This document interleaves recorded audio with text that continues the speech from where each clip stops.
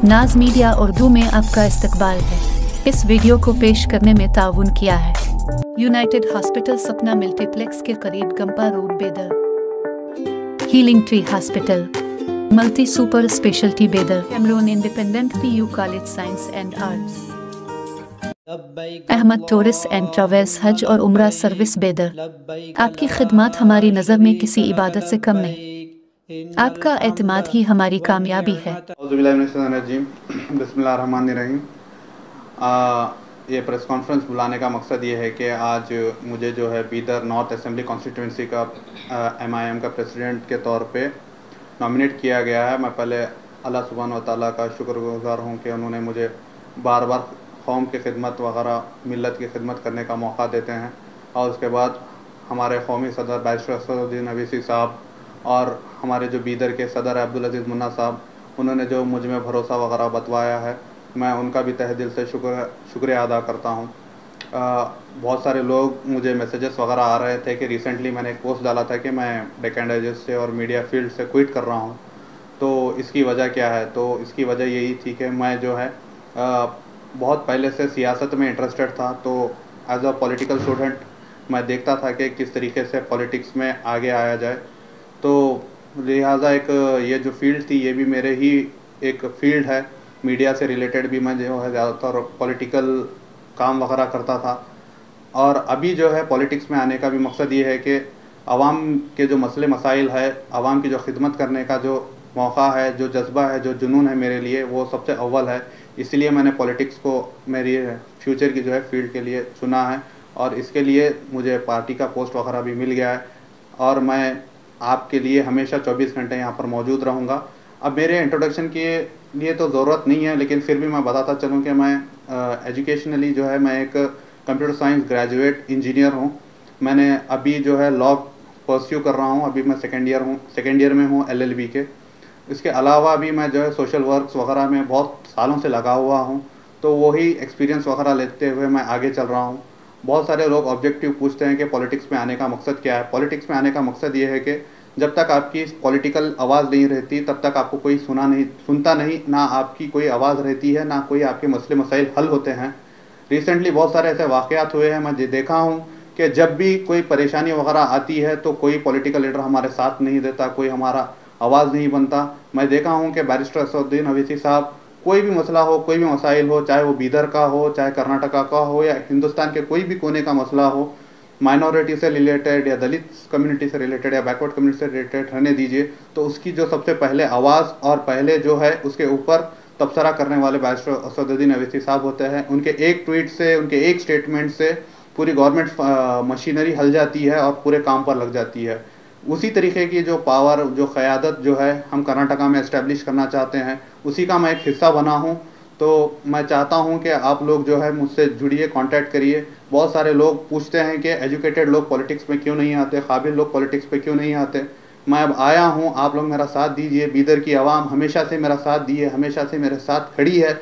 तो मैं उम्मीद करता हूँ कि ये सियासी सफ़र में भी आप लोग मेरा साथ देंगे, बढ़ चढ़ कर हिस्सा लेंगे। पॉलिटिक्स में जिसको भी आगे आना है, जो भी अलग अलग तरीके से कम्युनिटी की मदद करना चाहता है, आप लोग मुझसे जुड़िए। मेरा फ़ोन 24 घंटे चालू रहेगा। अगर मैं किसी तरीके से अगर आपका फ़ोन भी रिसीव ना कर सकूं तो मुझे एक SMS डाल दीजिए, मैं आप तक जल्द से जल्द रीच होने की कोशिश करूंगा। तो लिहाजा बोलने का मकसद ये है कि बीदर नॉर्थ कॉन्स्टिट्यूंसी हल्का जो पूरा सिटी आता है और जो अतराफ़ के हमारे जो कब्ज़े हैं, जैसे कि मालेगांव है, जनवाड़ा है, वो सर्कल्स भी हमको आते हैं, वहाँ के लोग भी हमको रीच हो सकते हैं। तो इसी तरीके से मैं आप लोगों के बीच में रहूँगा। आवाम के जो भी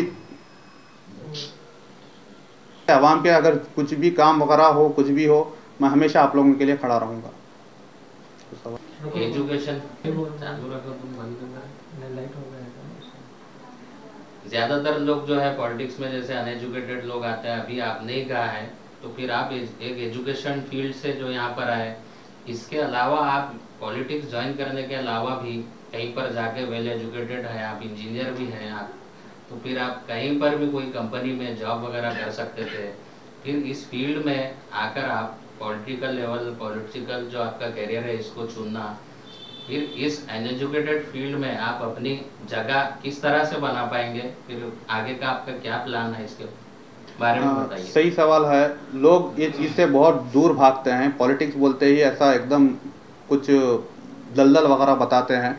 तो वो चीज़ को मैं बहुत करीब से देखा हूँ कि ज़्यादातर जो लोग हैं पॉलिटिक्स से दूर रहते हैं, स्पेशली जो पढ़ा लिखा तबका है वो सियासत से दूर रहता है। मेरा मानना ये है कि मैं बैरिस्टर साहब को देखा हूँ कि वो बैरिस्टर है, लिंकन इन लॉ से पढ़े हुए हैं। तो मैं उनको देखकर उनको एज ए इंस्पिरेशन जो है मैं देखते हुए ये फील्ड में आया हूँ। क्यों ना, जब वो हमारे लिए तन्हा अकेले कहीं भी निकलते हैं, यूपी हो, बिहार हो, कर्नाटका हो, इवन बीदर में भी शाहीन का जब अरेस्ट का वाक़या आया था तो सबसे पहले अगर कोई लीडर आया था उनसे मुलाकात की थी तो बैरिस्टर साहब थे।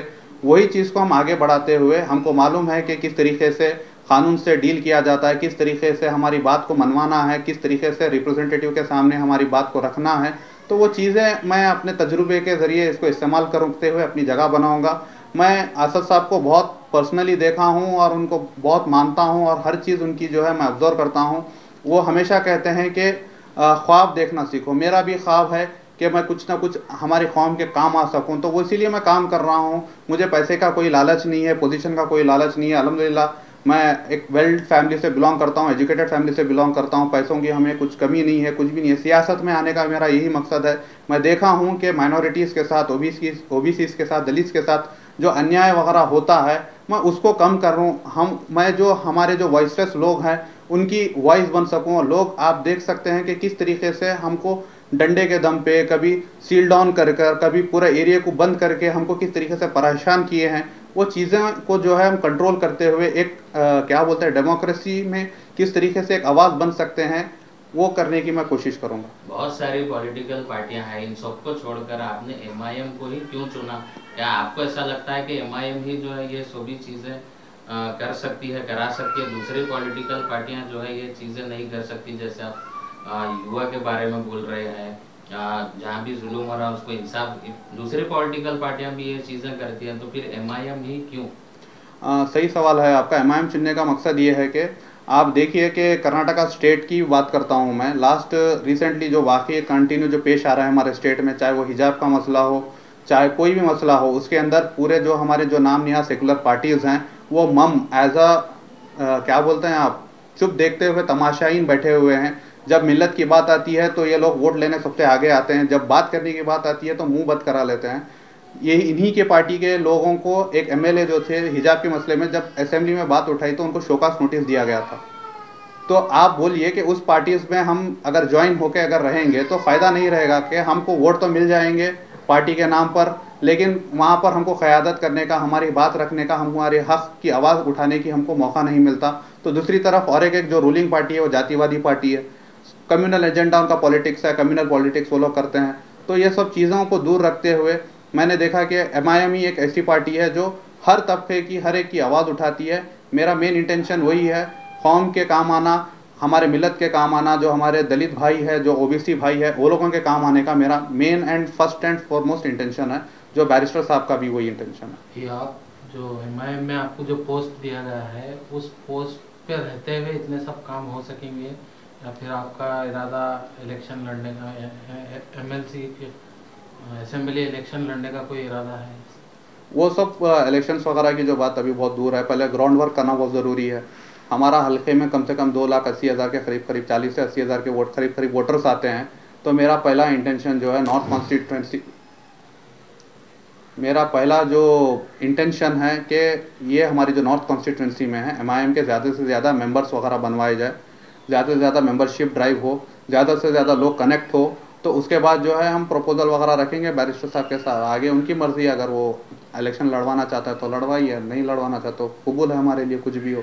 एमआईएम का एक वो है, सादात कहते थे कि अगर एमआईएम एक खंबे को भी अगर हम टिकट है ये बोलकर ऐसा बन दिए तो उसको वोट देने का, पार्टी किसी को भी दो, किया भी दो, जो पार्टी का फैसला रहेगा हम उस पर कायम रहेंगे। तो आप एक एजुकेटेड पर्सन है, आप ज्वाइन होने के बाद आप क्या मतलब आपकी जो नीचे जो आप टीम बनाएंगे तो वो भी आपके तरह ही होंगे, या फिर पिछले तरह जो होता था पिछली बार ऐसा ही चलता रहेगा कि किसी को मैं कुछ जी आप सही सवाल कर रहे हैं। मेरा ज़्यादा से ज़्यादा जो टारगेट है सबको लेके चलूँ साथ में। तो वो मैं वही अपील कर रहा हूँ कि आपके ज़रिए, आपके चैनल्स के ज़रिए, जो कोई भी इंटरेस्टेड है पार्टी में, जो लोग दूर रहते हैं पॉलिटिक्स वगैरह से दूर रहते हैं, इवन थोड़े लोग बोलते हैं कि MIM में 2 भाई बहुत अच्छे हैं लेकिन नीचे के लोग अच्छे नहीं हैं, ऐसा इस तरीके से बयानबाजी होती है। आप जुड़िए भाई, आप जुड़िए, आप अच्छे बनिए, हम आपको अच्छे करिए, आप सब जुड़िए, हम सब मिलकर एक अच्छी टीम बनाएंगे, एक अच्छा काम करेंगे। और तकरीबन मजलिस कोई बीदर के लिए नई पार्टी नहीं है, 50 साल से यहाँ पर उसका एस्टेब्लिशमेंट है। तो बीदर के लोग, मैं यकीन करता हूँ कि बिल्कुल हमारा साथ देंगे और आगे बढ़ाएंगे पार्टी। आपकी पार्टी जो है MIM के ऊपर एक आरोप ये लगातार लगता रहता है कि बीजेपी की बी टीम है, इसके बारे में आपको क्या कहना है? आपको भी ऐसा लगता है? नहीं, मेरे को ऐसा नहीं लगता, कोई फैक्ट्स वगैरह नहीं है, क्योंकि मैं MIM से बहुत पहले से कनेक्टेड हूँ। मैं देखते आया हूँ कि एलिगेशंस कोई नए एलिगेशंस नहीं है, और ये एलिगेशंस हमेशा से लगते आएंगे, आगे भी लगेंगे। हमको उम्मीद है, और ये जितना ये लोग एलिगेशंस लगाएंगे उतनी हमारी पार्टी स्ट्रांग होगी। ये एलिगेशन बेसलेस एलिगेशंस है, कोई फैक्ट की बुनियाद पर एक ऐसी कोई इलेक्शंस नहीं है, ऐसी कोई ये चीज़ नहीं है कि ये लोग प्रूफ कर सके कि MIM is a B team of BJP. अब तो मैं ये बता रहा हूँ कि ये लोग ए टीम है, बीजेपी के ए टीम अगर कोई है तो ये जितने भी नाम निहाद हम पे जो एलिगेशंस लगाते हैं, ये लोग बीजेपी के ए टीम है।